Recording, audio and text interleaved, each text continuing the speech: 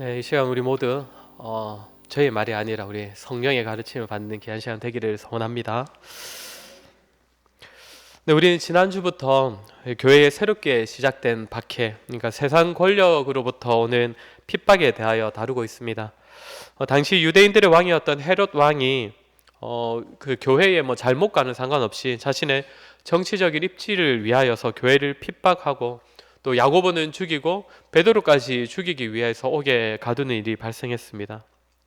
이러한 세상 권력과 세상 권력의 핍박에 대하여 대항하는 교회의 모습은 기도였습니다. 세상은 칼과 힘으로 교회를 억압했지만 교회는 그들과 같은 모습으로 그들에게 대항하지 아니하고 오히려 더욱 힘을 빼고 자신을 낮춰서 오직 하나님의 도우심을 구하는 기도를 드렸습니다. 더 이상 자신에게 힘도 능력도 없음을 고백하고 이제는 하나님께서 일하시도록 하는 기도가 성도와 교회의 유일한 무기임을 알았기 때문입니다. 오늘은 지난주에 이어서 오늘 본문에 나타나는 이 하나님의 응답하심에 대하여서 우리 하나님의 일하심에 대하여서 우리 한번 같이 살피도록 하겠습니다. 오늘 먼저 살필 것은 베드로가 보이고 있는 모습입니다. 본문 6절에는 조금은 신기한 베드로의 모습이 기록되어 있는데 우리 6절을 한번 같이 읽어보도록 하겠습니다. 오늘 본문 6절입니다. 시작. 헤롯이 잡아내려고 하는 그 전날 밤에 베드로가 두 군인 틈에서 두 쇠사슬에 옥을 지키더니 앞절 마지막 부분부터 우리가 이어서 보자면 교회는 지금 하나님께 간절히 기도하고 있는 중입니다. 베드로를 위한 기도가 아니었겠습니까? 그런데 반면 베드로는 어떻게 하고 있다고 합니까? 두 군인 틈에서 두 쇠사슬에 묶인 그 자리에서 잠을 자고 있었다고 합니다. 교회는 사태의 심각성 때문에 간절한 마음으로 베드로 좀 살려달라는 식으로 그렇게 기도하고 있는데 베드로는 이제 좀 이따가 날이 밝으면 꼼짝없이 죽음을 맞을 수밖에 없는 그 상황 가운데 놓여 있는데 잠을 자더라는 겁니다. 본래 베드로의 모습이 어땠습니까? 예수님께서 잡히시던 날에 베드로가 계속 따라가다가 여종의 그 한마디 때문에 두려워했던 사람 아닙니까? 너도 그 제자가 아니냐? 그러면서 주님을 저주하기까지 했던 그런 베드로였습니다. 그런데 오늘 보게 되는 베드로의 모습은 전혀 다른 모습입니다. 살 소망이 하나도 보이지 않는 그 상황에서 군인들 틈에서 평안하게 잠을 잔다는 것입니다. 지금 피곤해서 자는 거겠습니까? 그렇지 않습니다. 그러면 어차피 하나님께서 나를 살려주실 것이니까 난 어차피 살게 될 건데 무슨 염려가 필요하겠나? 그렇게 잠을 자는 거겠습니까? 그렇지도 않습니다. 오늘 구절을 보면 베드로는 천사가 자기를 끌고 갈 때에 그게 생시인지 환상인지 구분하지 못하였다고 합니다. 왜 그랬습니까? 살아날 줄을 생각도 하지 못하고 있었다는 것이죠. 베드로가 지금 잠을 잔다는 것은 자신이 처한 그 상황 가운데서 두려움이 아니라 평안을 누리고 있기 때문입니다. 사랑하는 성도 여러분, 성도가 만일 이 땅을 이 베드로처럼 살아갈 수만 있다면 어떨 것 같습니까? 세상은 성도를 삼키려고 하는데 칼로 죽이고 힘으로 누르고 이미 유력한 한 사람을 죽여가지고 기세등등한 그 세상에 대하여서 그런 세상 앞에서도 베드로와 같이 두려워하지 않고 오히려 평안을 누린다면 저는 확실하건대 세상은 그런 성도를 절대로 넘어뜨리지 못할 것이고 세상이 그 성도를 절대로 이기지 못할 것입니다. 성도를 넘어뜨리려는 이 악한 세력은, 이 세상은 자신들이 성도를 올가매면 힘들어하고 울고불고 매달리고 이제 세상이 항복하여서 세상으로 돌이키고 세상 앞에 무릎 꿇어야 할 것 같은데 오히려 그 고난 가운데 평안을 누리는 성도, 쉼을 누리고 잠을 자는 성도, 참으로 고난 앞에서 성도의 삶이 그러하다면 오히려 세상이 그런 성도로 말미암아 두려워하지 않겠습니까? 세상이 오히려 그 성도로 말미암아 변화될 것입니다.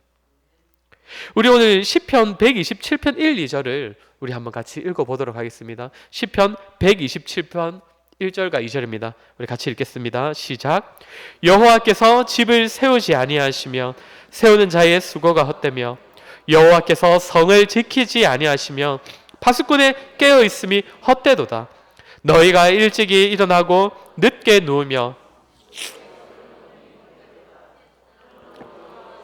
그의 사랑하시는 자에게는 잠을 주시는도다.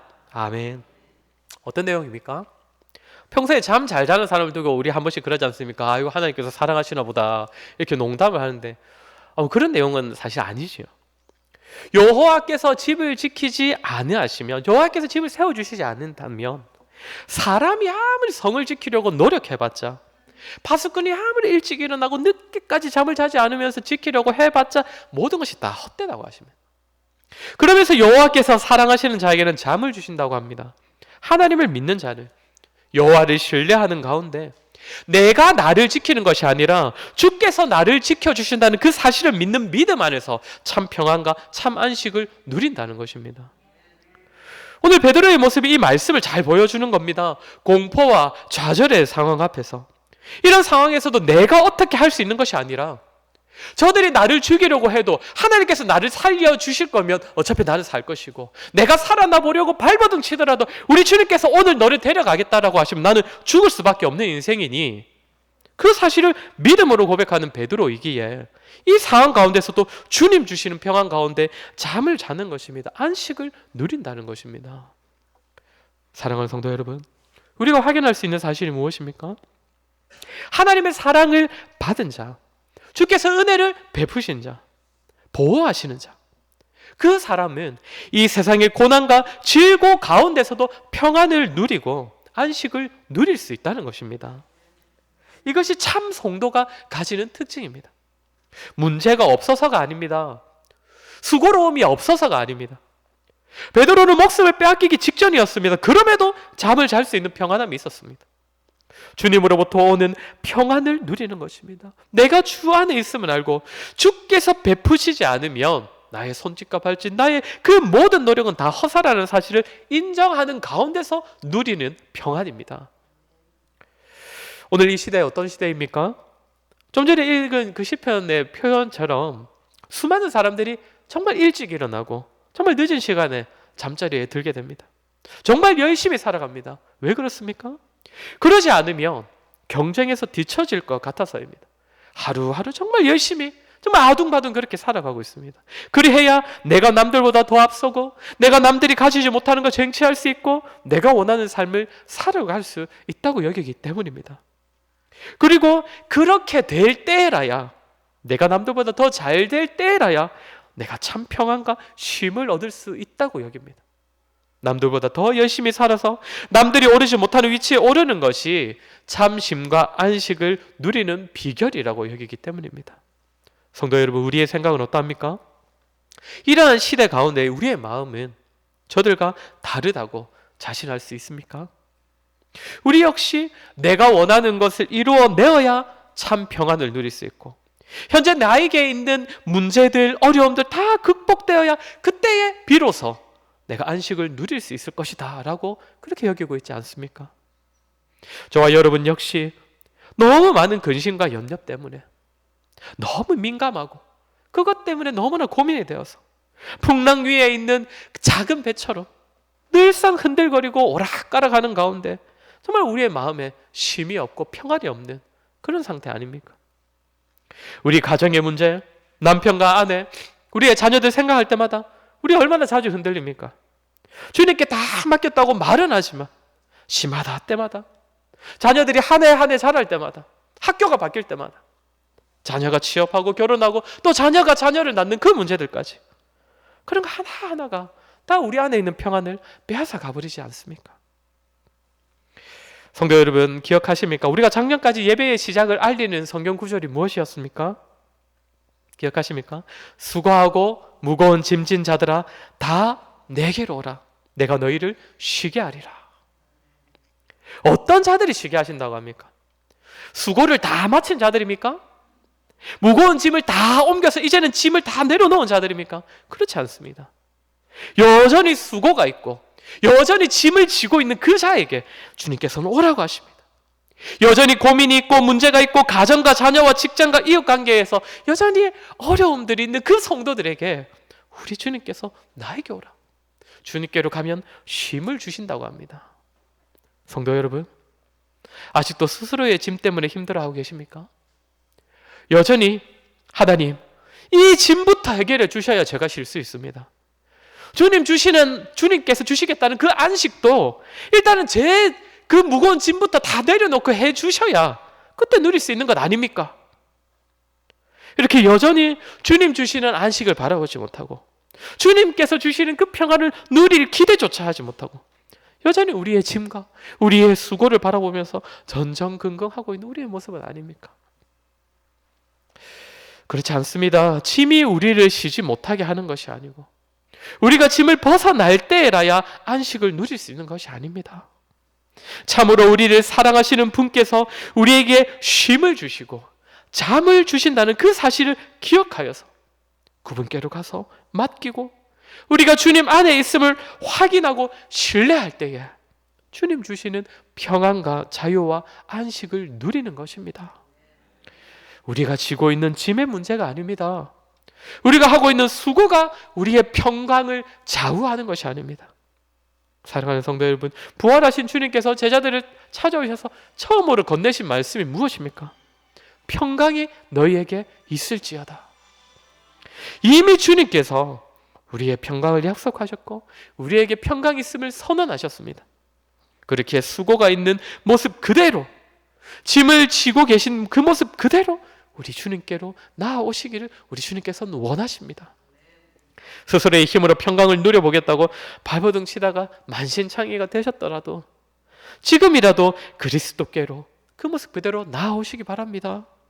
그때라야 비로소 이 세상과 우리의 힘으로는 결코 얻을 수 없는 참 쉼과 안식과 평안을 주님께서 사랑하시는 자에게 주시는 그 잠을 우리가 누릴 수 있을 것입니다. 저와 여러분 정말 주님 안에서 상황의 변화 때문이 아니라 우리 주님 때문에 평안을 누리고 참 쉼을 누리는 저와 여러분 되기를 소원합니다.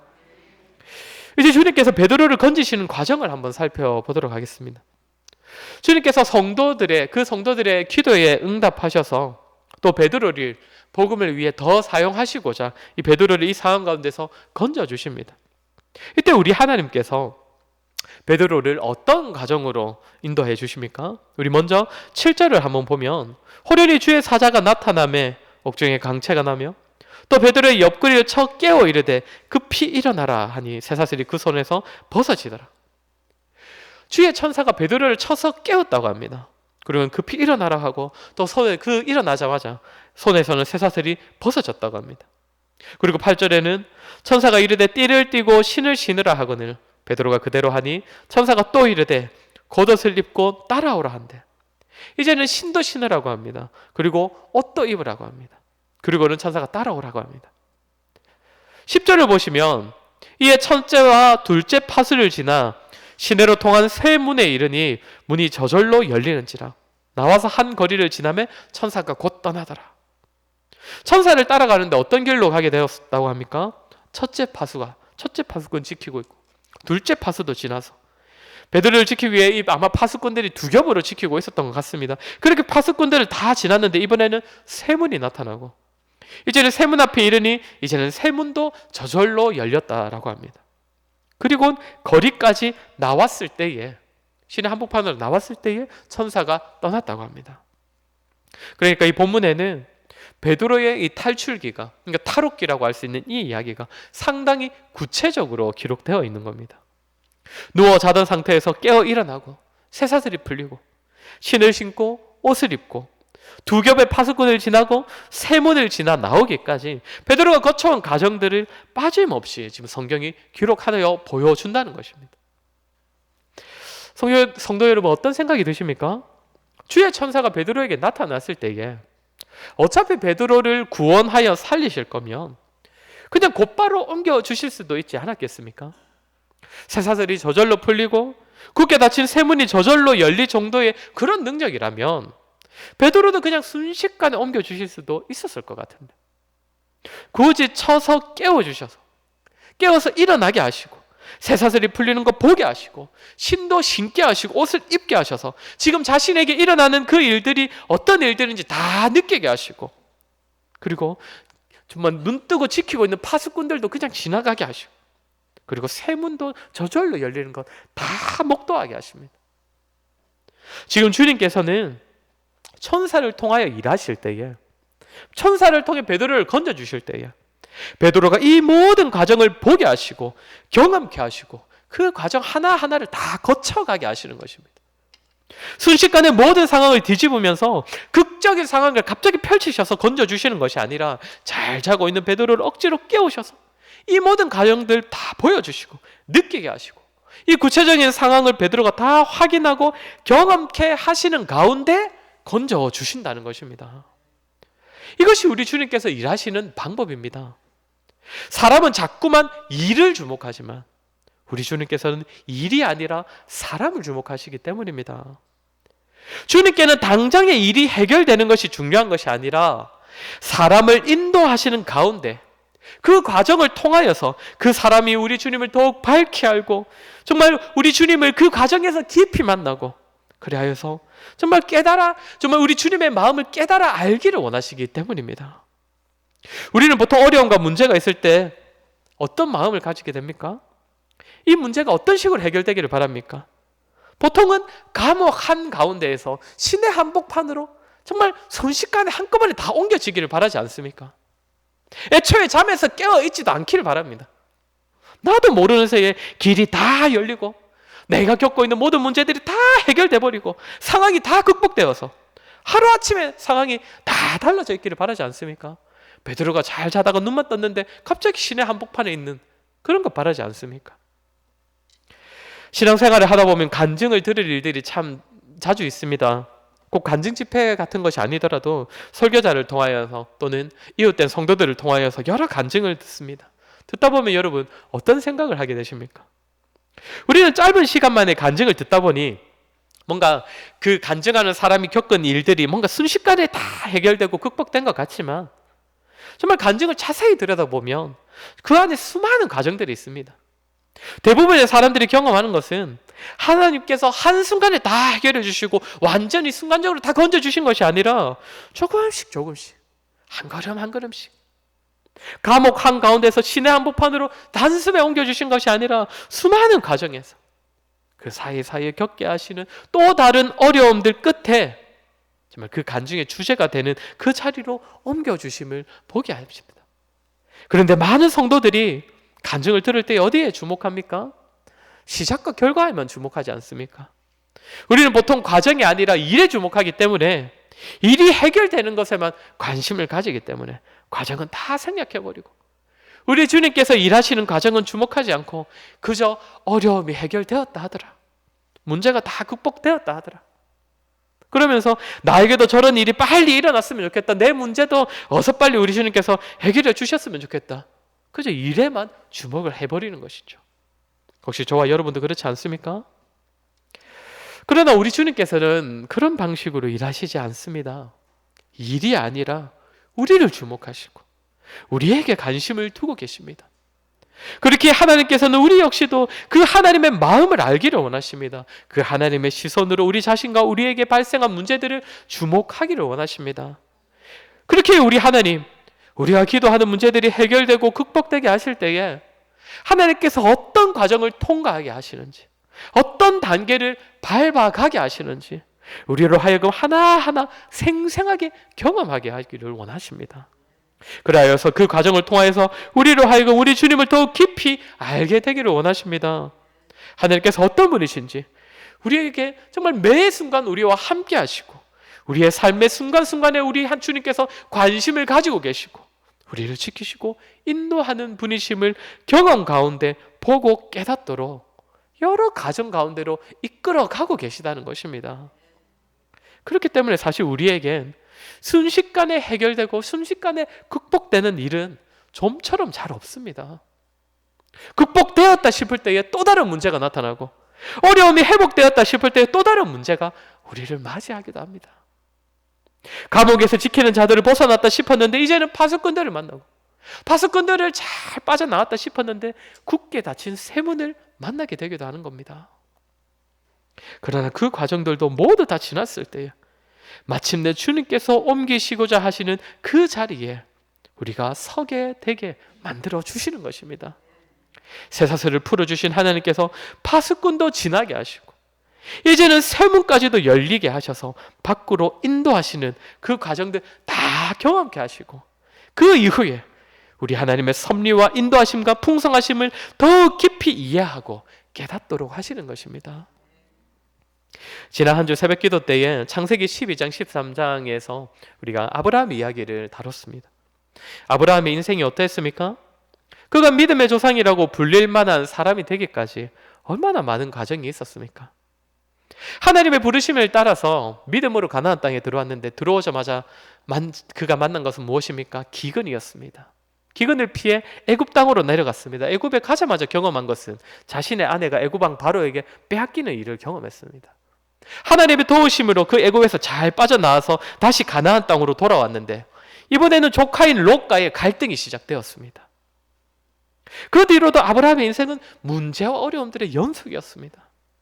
그러나 그 모든 과정 끝에 아브라함은 마침내 100세 때의 아들을 얻었고, 더 나아가 그는 이삭까지도 하나님께 기꺼이 바칠 수 있는 믿음의 사람으로 세움받게 되었던 것 아닙니까? 처음 부르실 때부터 곧바로 아들을 주신 것이 아니라 수많은 일을 겪게 하시고, 그 가운데 우리 주님 더욱 분명히 알게 하시고, 그의 믿음이 자라게 하셔서 마침내 하나님께서 뜻하신 자리에 서도록 하나님께서 그 아브라함의 인생을 인도하신 것입니다. 사랑하는 성도 여러분, 아브라함을 이끄신 하나님께서 동일하게 저와 여러분에게도 아버지 하나님 되심을 믿습니다. 그렇게 하나님께서 우리 인생을 이끄시는 과정도 다르지 않을 것입니다. 실패도 실수도 없으신 주님께서 한치의 오류도 없이 우리의 삶을 섭리하시고 우리 인생을 이끌어가고 계십니다.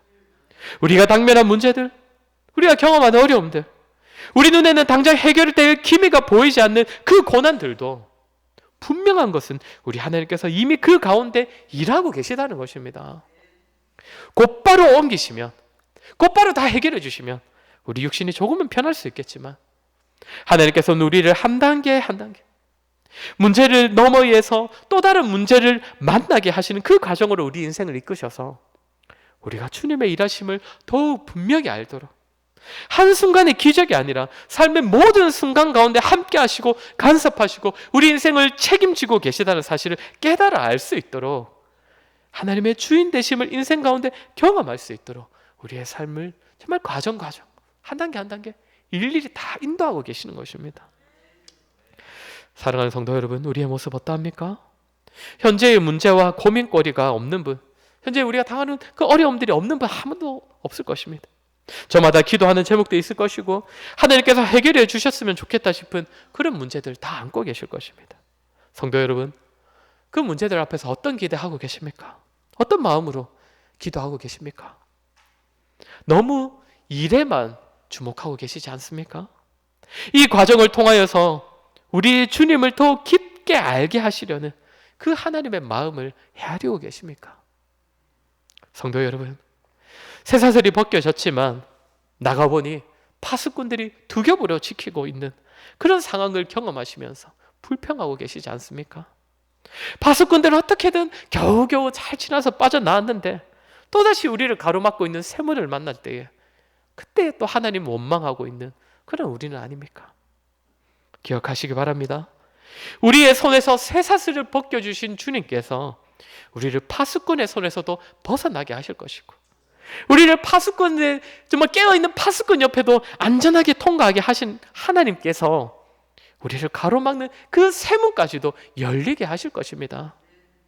우리가 경험하는 그 모든 과정들, 그 고비들 다 거쳐가게 하심으로써 우리 주님께서는 반드시 우리를 주님께서 기뻐하시는 그 믿음의 사람으로 세워주실 것입니다.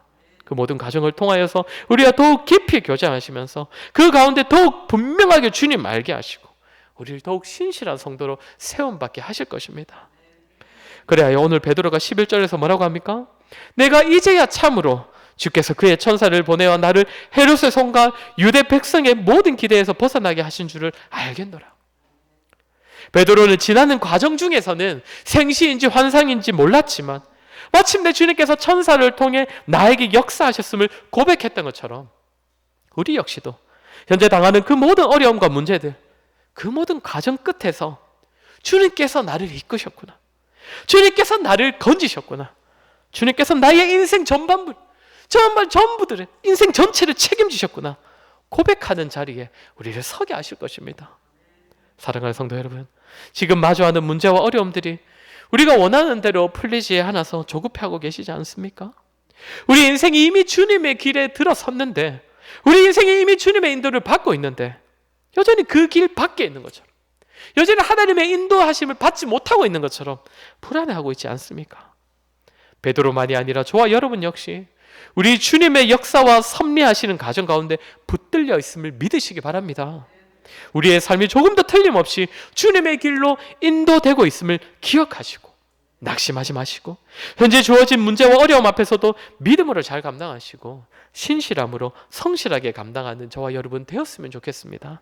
오늘 들은 말씀처럼 우리 주님의 함께 하심으로 인하여서 주 안에서 참 평안과 안식과 쉼을 누리는 우리가 되었으면 좋겠고, 우리가 당하고 있는 어려움과 문제들 앞에서도 우리 인생을 책임지고 이끌어 가시는 주님을 주목하고 바라보시고 믿음으로 고백하며 주와 동행하시는 그러한 저와 여러분 되기를 주의 이름으로 간절히 소원합니다. 우리 시간에 한번 같이 기도하도록 하겠습니다. 우리 기도할 때에 하나님, 참 우리의 모습을 한번 돌아보았으면 좋겠습니다. 우리의 삶은 평안이 있습니까? 우리의 삶에 정말 참 안식이 있습니까? 무엇이 우리를 안식하지 못하게 만들고 무엇이 우리를 쉬지 못하게 만들고 주님 주시는 평안을 빼앗아 가고 있습니까? 우리 혹시 정말 우리 앞에 있는 그 놓여있는 그 수많은 문제와 어려움 때문에 정말 그것이 다 해결되어야 주님 주시는 평안도 누릴 수 있을 것이라고 생각하고 있지 않습니까? 우리 시간 한번 같이 기도했으면 좋겠습니다. 하나님, 우리에게 믿음을 더해 주셔서 우리 앞에 있는 그 모든 문제들, 어려움들, 우리의 수고로움들, 저 그럼에도 불구하고 우리가 주님 안에 있을 때에 우리가 참 평안을 얻을 수 있음을 믿사오니 아버지 하나님, 우리의 모든 것 다 주님께 내려놓고 주님께 맡김으로써 정말 풍랑이 이고 있는 그 인생 가운데서도 주님 주시는 평안을 누리고 안식을 누리는 우리가 되게 하여 주시옵소서. 문제를 잘 통과했다 싶을 때 또 다른 문제를 만난다 하더라도, 어려움을 극복했는데 또 다른 어려움을 만난다 하더라도 그 가정 가운데 우리 하나님께서 여전히 함께 하시고 우리 인생을 책임져 주고 계시다는 그 사실을 믿는 믿음을 가지고 그 어떤 인생 가정 가운데서도 우리 하나님을 만나고 우리 하나님의 마음을 품고 주님 주시는 평안과 안식을 맛보며 살아가는 우리가 인생이 되게 해달라고 우리 시간 들은 말씀을 기억하며 한번 같이 기도하도록 하겠습니다. 우리 기도하도록 하겠습니다.